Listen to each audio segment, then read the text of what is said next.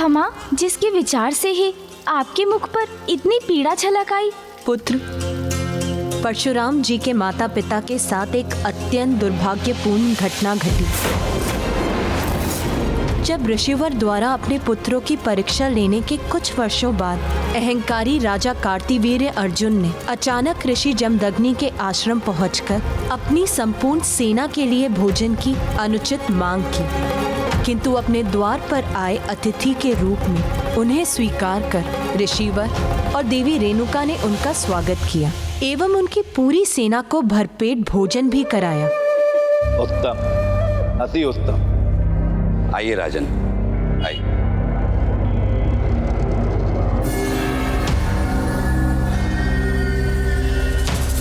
दरिद्र ऋषि, हम आश्चर्यचकित हैं कि आपके इस आश्रम के दरिद्रता के इस सागर में ऐसी कौन सी अन्न के भंडार की बड़ी पूरी गागर फूट पड़ी जो इतना अनाज उत्पन्न हो गया, जिसने हमारी इस विशाल सेना का पेट भर दिया। राजन, देवी कामधेनु की पुत्री कपिला, इन्हीं की सहायता से हम आपका सत्कार करने में सक्षम हो पाए। उन्हीं की कृपा से हम आपके और आपकी सैनिकों के समक्ष यह व्यंजन प्रस्तुत कर पाए।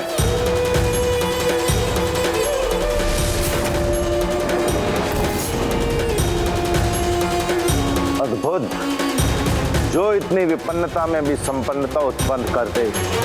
मुझे ऐसा लगता है महर्षि कि उसका स्थान यहाँ नहीं बल्कि मेरे महल में है। ईश्वर, आप मुझे इस दिव्य गाय को सौंप दें।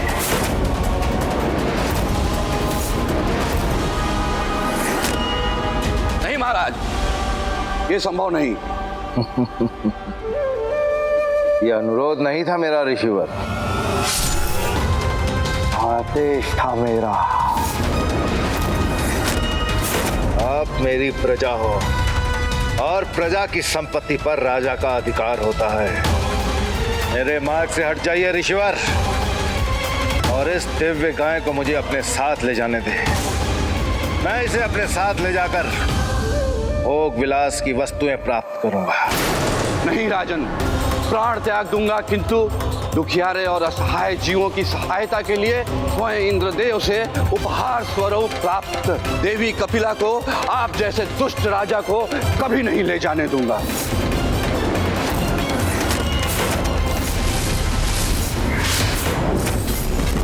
अर्थात मुझे अपने बल का प्रयोग करना ही होगा।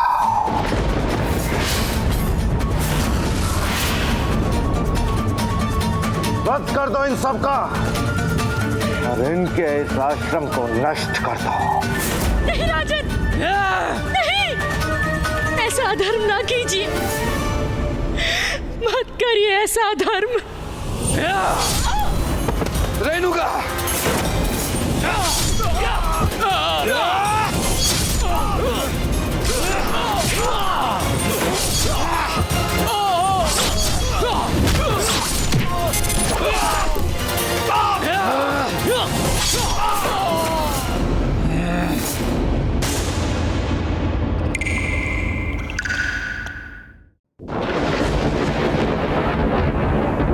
इसीलिए पुत्र, तुम्हारे पिता महादेव उन्हें पिनाक प्रदान करने गए ताकि वो अन्यायियों को उनके अनुचित कृत्यों का दंड दे सके। उस निर्दयी अधर्मी ने निखड़क से 21 घाव किए थे मेरे पिता के शरीर पर। वत्स परशुराम, माता पिता की नृशंस हत्या पर शोक मनाने का समय नहीं है। निर्दयी को उसकी निर्दयता का दंड देने का समय है। संसार से कार्तिवीर्य अर्जुन जैसे अत्याचारी राजाओं को मिटाने का समय है, और उस कार्य में मेरा धनुष पिनाक आपका सहायक होगा।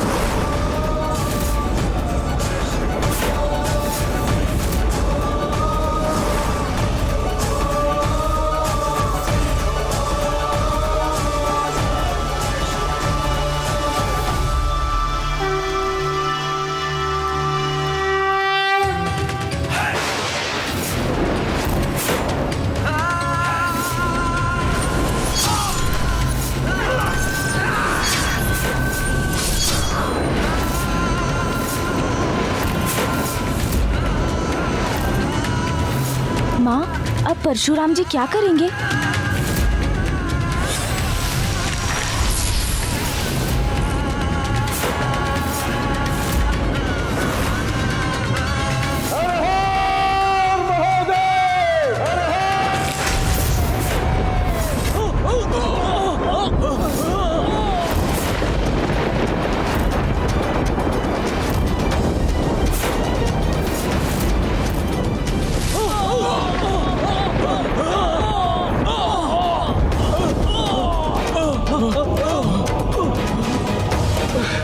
ऐसी ध्वनि थी जिससे धरती कंपित हो गई, मेरा सिंहासन तक डोल गया। माँ, प्रतीत होता है ये तो पिताश्री की पिनाक की टंकार की गूंज है। हाँ पुत्र, तुम उचित कह रहे हो। ये स्वामी के धनुष पिनाक की टंकार है, उनके शिष्य परशुराम की हुंकार है।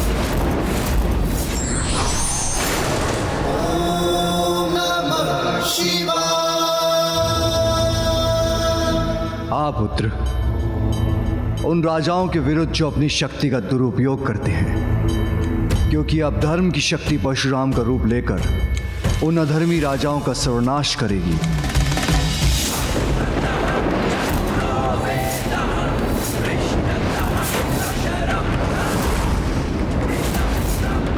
ऋषि जमदग्नि पुत्र परशुराम,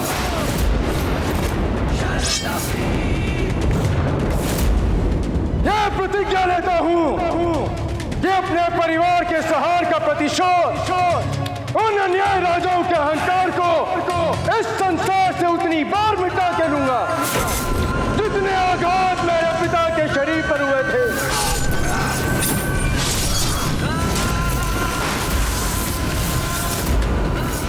और इस कार्य का प्रारंभ तुम्हारा रक्त बहा के करूंगा कार्तिवीर अर्जुन। आक्रमण के लिए तैयार हो जाओ सैनिकों, और मुख्य द्वार को खोलना मत। तुम्हारे द्वार पर तुम्हारा काल तुम्हारी प्रतीक्षा कर रहा है कार्तिवीर अर्जुन।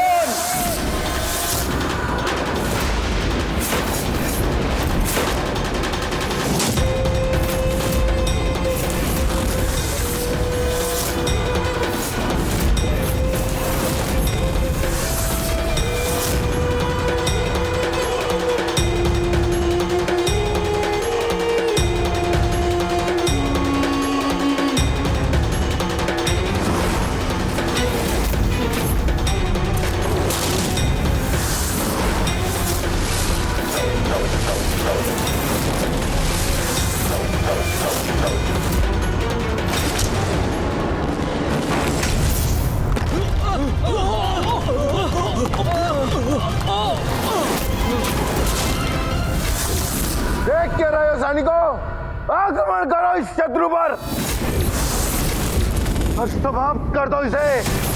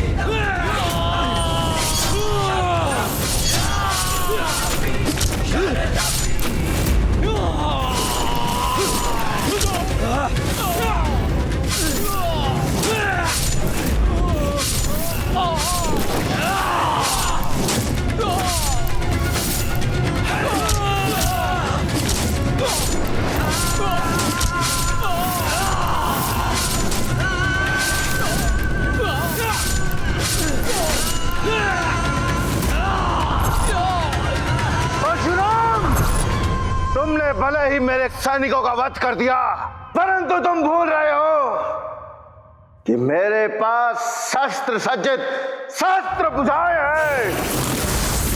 इनसे कैसे बचोगे तुम?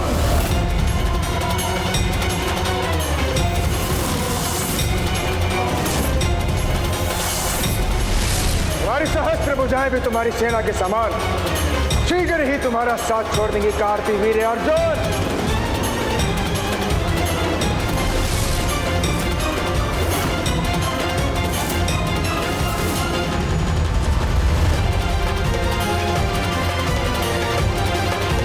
रुक जाओ परशुराम, अब भी समय है। अपने बल पर बहुत अभिमान है ना तुम्हें, परंतु आज तुम्हारा वध कर अरे इस अभिमान को भी मैं चूर चूर कर दूंगा। परशुराम, जिस प्रकार आघात से मैंने तुम्हारे पिता का वध किया था, आज उसी तरह मैं तुम्हारा वध करूंगा।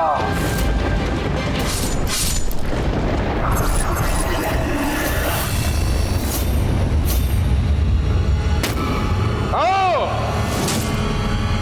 आओ कार्तिवीर्य अर्जुन, दिखाओ मुझे अपनी सहस्त्र भुजाओं का बल। हमारे इन सहस्त्र भुजाओं को भी मैं उसी प्रकार से शत विशत कर दूंगा कार्तिवीर्य, जिस प्रकार तुम्हारे योद्धाओं का किया।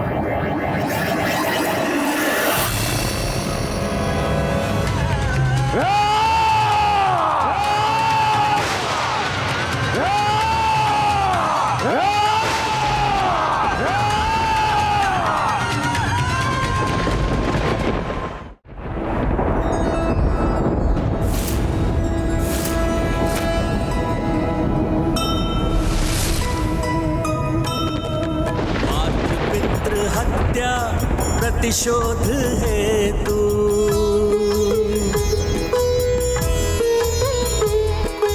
अन्यायी नृप अंत करे प्रभु परशु।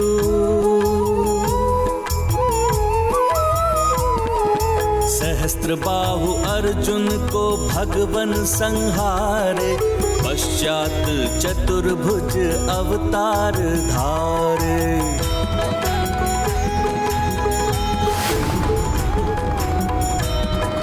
अहंकार का घड़ा जब भर जाता है तो वो अहंकारी का विनाश बनकर छलकता है।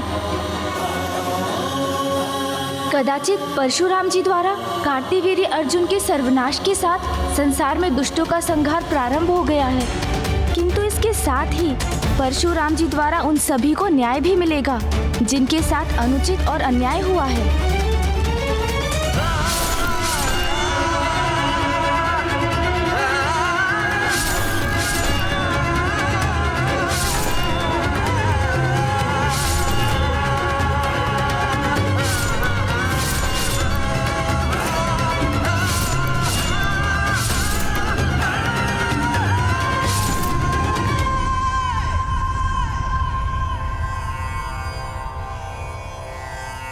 क्या हुआ पुत्र? माँ, परशुराम जी के प्रतिशोध की अग्नि तो अभी भी धधक रही है। अपनी प्रतिज्ञा के अनुसार 21 बार संसार से अधर्मी अन्यायी राजा को मिटाने के बाद भी उनके क्रोध का ज्वालामुखी शांत नहीं हुआ। पिताश्री, अब आपको उन्हें शांत कर रोकना ही होगा, अन्यथा उनकी विनाश लीला इसी प्रकार निरंतर चलती रहेगी। अब तो ऋषि कश्यप ही परशुराम को शांत कर सकते हैं।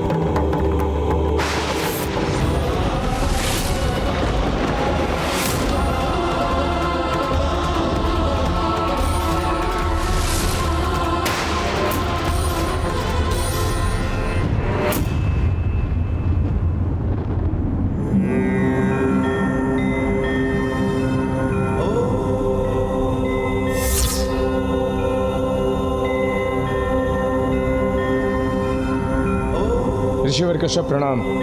आपके शुभ दर्शन कल्याणकारी हैं, किंतु इस समय मैं जिस वचन और प्रतिज्ञा से विरुद्ध हूं वह मुझे कहीं रुकने नहीं दे रहा। रुको परशुराम, प्रतीत होता है आप अपने पिता ऋषि जमदग्नि की स्मृति भुला चुके हैं और कदाचित आप ये भी भूल चुके हैं कि आप एक ऋषि पुत्र हैं। दोषी को दंड दे चुके हैं और अपना वचन भी पूर्ण कर चुके हैं।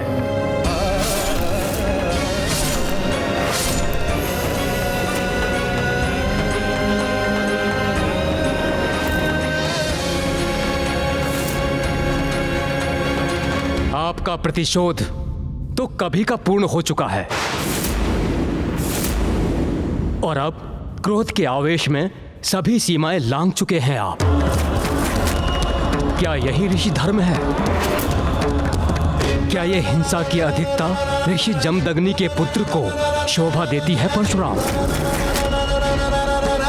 क्या यह आपके पिता की स्मृति के प्रति अन्याय नहीं, जो कोई अन्यायी राजा नहीं स्वयं उनके पुत्र कर रहे हैं? जैसे इस बाहरी युद्ध का अंत किया आपने, उसी प्रकार अपने भीतर चल रहे युद्ध को भी शांत कीजिए परशुराम जी।